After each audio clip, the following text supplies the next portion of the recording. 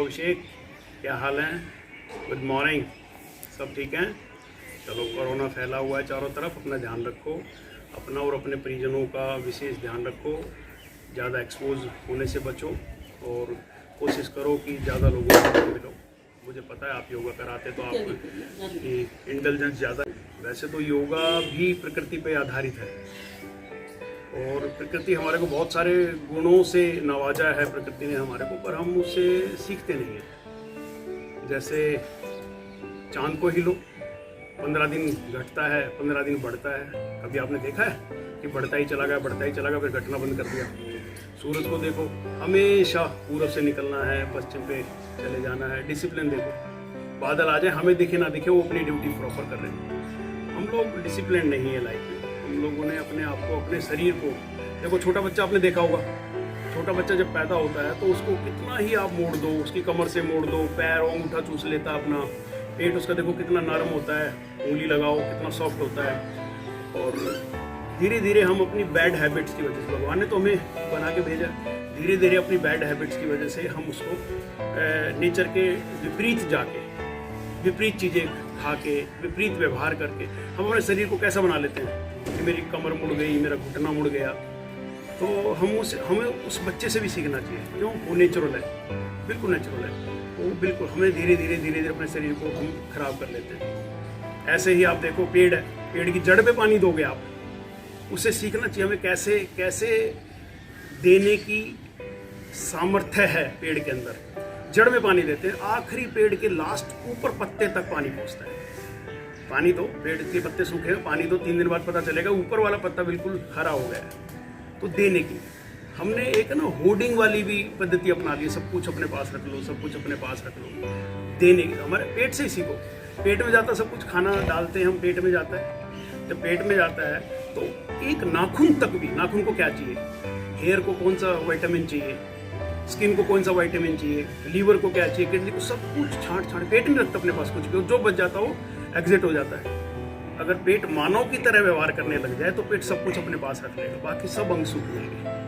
नहीं, ऐसे में आपको बिल्कुल लाइव एग्जांपल देता हूँ। और हम सब चीज़ों से सीखते हैं, पर सबसे ज़्यादा मैं मानव जीवन के सबसे करीब, जो बिल्कुल समानांतर रूप से मूल मानता हूँ, नदी को मानता हूँ। आप देखें, जैसे नदी का जीवन है, सेम मानव का जीवन है, से डिट्टो। आप एक जगह भी फर्क बता देंगे, नहीं बता पाओगे। नदी निकलती है, आप गंगा जी को ही देख लो, गोमुख से निकलती है। मैंने गोमुख देखा हुआ है, मैं गया हूँ, इतना सा पानी निकलता है गोमुख से, इतना सा। जैसे कोई जलधारा निकलती है, जैसे ट्यूबवेल से निकलती है, ठीक है, ज़्यादा पानी नहीं है वहाँ पे, इतनी सी धीरे धीरे। और बच्चा भी बहुत छोटा ही पैदा होता है, उस समय पता नहीं है बड़ी होकर गंगा बनेगी। उस समय बच्चे को नहीं पता होता है बड़ा होकर रेसलर बनेगा, बड़ा होकर कोई जज बनेगा, ये बड़ा होकर प्राइम मिनिस्टर बनेगा, बड़ा होकर राष्ट्रपति बनेगा, नहीं पता। नदी भी चलना शुरू करती है, बच्चा भी चलना शुरू करता है, तो लोग मिलने शुरू हो जाते हैं, नदी को भी आगे पानी मिलना शुरू हो जाता है, बहुत सारी जलधाराएं मिल जाती हैं, बच्चे को भी बहुत सारे लोग मिलते हैं, भाई मिलते हैं, बहन मिलते हैं, माँ बाप सब मिलने शुरू हो जाते हैं, स्कूल जाता दोस्त बन जाते हैं। तो जैसी जैसी जलधाराएं नदी में मिलती है, वैसा वैसा उसको रूप होना शुरू हो जाता है। और जैसे जैसे बच्चे को लोग मिलने शुरू हो जाते हैं, उसका एक पर्सनैलिटी उसकी डेवलप होनी शुरू हो जाती है। वो बदमाश भी बन सकता है, वो चोर भी बन सकता है, वो एक जेंटलमैन भी बन सकता है, वो एक इंजीनियर भी बन सकता है, ठीक है। तो बेसिकली, और नदी, जैसे जैसे नदी जवान होती है, वो थोड़ी उद्दंत हो जाती है, थोड़ी सी मनमोजी हो जाती है। ऐसे ही आदमी जवान होता है तो वो भी थोड़ा सा मनमोजी हो जाता है, वो भी ज़्यादा लोगों की फिक्र नहीं करता है, किसी को सता दिया, किसी के साथ शरारत कर दी, ज़्यादा फिक्र नहीं। नदी को भी ऐसे ही है, नदी भी अपने साथ कटाव कर ले जाती है, आसपास के पेड़ों को बहा ले जाती है, बहुत नज़दीक कोई घर हुआ तो उसे भी बहा ले जाती है, कोई पेड़ आया उसको, पत्थर आया उसको भी बहा लेगी, क्योंकि उस समय उसमें जवानी का जोश होता है। आदमी में भी जवानी का जोश होता है, उस समय नदी भी ज़्यादा सोचती नहीं है, आदमी भी ज़्यादा सोचता है। बहुत सारे पेड़, बहुत सारी चीज़ों को क्रॉस करती हुई नदी निकल जाती है आगे। ऐसे ही जीवन आगे निकल जाता है, आदमी का जीवन आगे निकलता रहता है। कभी दोस्त मिलते हैं स्कूल में, वो भूल जाते हैं, फिर कॉलेज वाले मिलते हैं, नहीं आगे मिल पाते। ऐसी नदी भी नहीं पीछे पलट के देखती। जैसे आपने गाना सुना होगा, शोर फिल्म का गाना है 1972, ये महेंद्र कपूर ने गाया, जीवन चलने का नाम, चलते रहो सुबह शाम। ये एक्चुअली जीवन है। अगर आप रुक गए, नदी का पानी आपने कभी सड़ता नहीं देखा होगा, कभी उसमें आपने स्मेल नहीं देखी होगी, क्यों? चलता हुआ। जीवन भी ऐसे ही, मानव जीवन, अगर चलते रहोगे तो आप रुकोगे नहीं, तो जीवन चलता रहेगा, उसमें दुर्गंध नहीं आएगी, अवगुण नहीं आएंगे। आप रुक के खड़े हो जाओगे, यार मेरे साथ ऐसा बुरा हो गया था, मेरे साथ ऐसा बुरा हो गया था, आप खड़े रहो, स्मेल करते रहो उसको, नो, गो अहेड, चलते रहो। जब नदी नीचे पहाड़ से उतरती है तो धीरे धीरे उसका जोश ठंडा हो जाता है। ऐसे मानव जीवन का जोश ठंडा हो जाता है। उस समय उसे लगने लगता है कि यार मैंने ये गलत किया था, ये मेरा व्यवहार ठीक नहीं था, पर तब तक बहुत देर हो चुकी होती है। आपने कभी देखा होगा नदी वापसी पहाड़ पे नहीं चढ़ सकती, और एक बार जवानी अधेड़ अवस्था में आ जाए तो दोबारा जवान नहीं हो सकता। पर नदी भी कोशिश करती है और इंसान भी कोशिश करता है, पर दोनों असफल होते हैं। नदी जब नीचे पहाड़ से उतरती है तो शांत हो जाती है, एक तरह से आपने देखा होगा ठहर जाती है, वो वापस जाना चाहती है, पर नेचर के विपरीत आप जा नहीं सकते, आपको सामने समुद्र में ही जाना पड़ेगा। इंसान भी जब अधेड़ अवस्था में आता है तो वो कोशिश करता है मैं जवान हो जाऊं, मैं ये बूटी खा लूं, मैं ये क्रियाएं कर लूं, नहीं हो सकते। नेचर के विपरीत आप जा नहीं सकते। अधेड़ अवस्था की जो खूबसूरती है उसे अपनाइए, उसे एंजॉय कीजिए, उसका भी सौंदर्य है, बिल्कुल सौंदर्य है उसका। अब एक बात मुझे बताओ, भगवान ने जो जो चीजें जरूरी थी सब हमारे को पैदाइशी दी हुई है।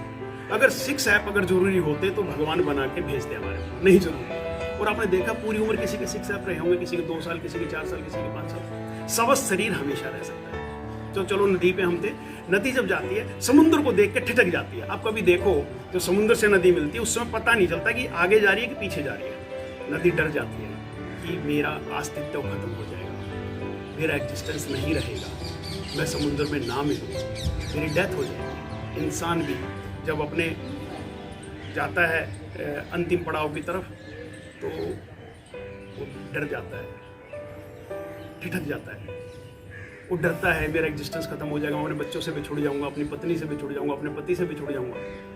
पर फिर वही कानून प्रकृति का है, आपके ठिठकने से आपकी राह नहीं रुकेगी। नदी भी शांत हो जाती है, इंसान भी शांत हो जाता है। लगता है दूर से चलना बंद कर दिया, पर अंदर से धड़कती रहती है नदी भी, और इंसान भी धड़कता रहता है। और नदी ऐसे फैल जाती है, वो ऐसे फैलती कि मैं ना जाऊं, और समुंदर के आवेश में उसको जाना ही होता है। समुंदर उसको अपनी तरफ ले लेता है, मोहब्बत से ले लेता है, उसको अपने आवेश में ले लेता है। और इंसान की जो आत्मा है वो परमात्मा समुंदर है, आत्मा जीवन है, और उस जीवन को परमात्मा अपने में समा लेता है, आलिंगन कर लेता है। और इंसान और नदी दोनों का डर खत्म हो जाता है जब नदी समुद्र में मिल जाती है और आत्मा परमात्मा में मिल जाती है। तो आत्मा को, जिसको एग्जिस्टेंस खोने का डर था, उसे तो पता लग जाता है अरे मैं तो परमात्मा बन गई। और जिस नदी को अपने एग्जिस्टेंस का डर रहता है, उसको एप्रीहेंशन रहती है, वो जैसे समुद्र में मिलती है उसे लगता है अरे मैं तो समुद्र बन गई, और I was always part of the sea, ocean. और इंसान को भी पता है कि मैं भी, मेरी आत्मा भी इस परमात्मा में विलीन हो गई, ये मेरा विराट रूप है, और डर हमेशा के लिए खत्म हो जाता है। अब मैं इसके विपरीत आपको बताता हूं। फिर वही विशियस सर्कल, साइकिलिंग ऐसे ही चलती है साइकिल। फिर वही समुद्र में से उष्मा बनती है, बूंद बनती है, फिर कहीं गिरती है बर्फ या बारिश के रूप में, फिर वो कहीं से गोमुख की तरह चालू होती है, और फिर नदी बन के फिर दोबारा वही सफर तय करती है। वही इंसान फिर वही आत्मा किसी और शरीर में प्रवेश करती है, और फिर वही जवानी, बालपन, हठ सब कुछ चालू हो जाता है।